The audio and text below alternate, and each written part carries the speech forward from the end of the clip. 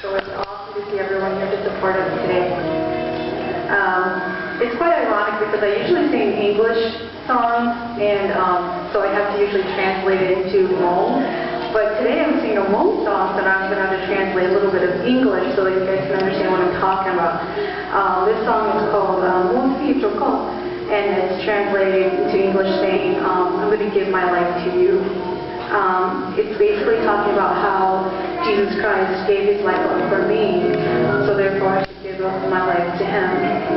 And it's a beautiful song, and I just want to share this song with you all, and just listen to the melody, my English speaking friends, and for my Hmong people, listen up.